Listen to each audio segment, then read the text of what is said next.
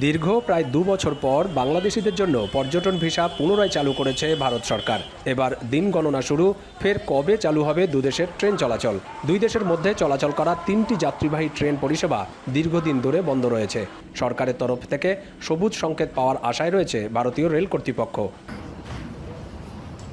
বুধবার এক সংবাদ সম্মেলনে ভারতের শিয়ালদহ বিভাগীয় রেল ব্যবস্থাপক রাজীব সাক্সেনা জানান, এ বিষয়ে আলোচনা চলছে। পরিস্থিতি অনুকূলে এলেই ট্রেন চলাচল স্বাভাবিক হবে। তিনি বলেন, এটি রাজনৈতিক বিষয়। দুটি দেশের সরকার আলোচনার মাধ্যমে যখন সিদ্ধান্ত জানাবে তখনই ট্রেন চলাচল শুরু হবে। ये तो पॉलिटिकल डिसीजन है। जब भारत सरकार और बांग्लादेश सरकार डिसाइड करेगी कि इस दिन से चलना है, चला दिएगी। हमारी ओर से पूरी तैयारी है, जब भी हमें कहा जाएगा हम चला देंगे।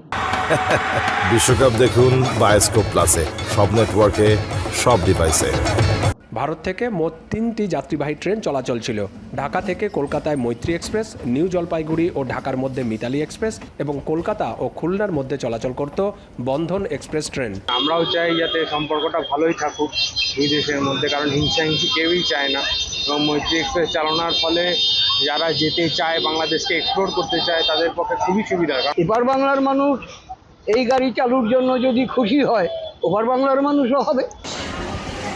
যাত্রী সংখ্যা ক্রমাগত বৃদ্ধি ও ব্যস্ত সময়ের ভিড় কমানোর লক্ষ্যে পূর্ব রেলের শিয়ালদহ বিভাগ উপনগরীয় রেল পরিষেবায় একাধিক নতুন ট্রেন, শীততাপ নিয়ন্ত্রিত ট্রেন ও রেলপথ সম্প্রসারণের সিদ্ধান্ত নিয়েছে রেল। দীপক দেবনাথ, এখন কলকাতা।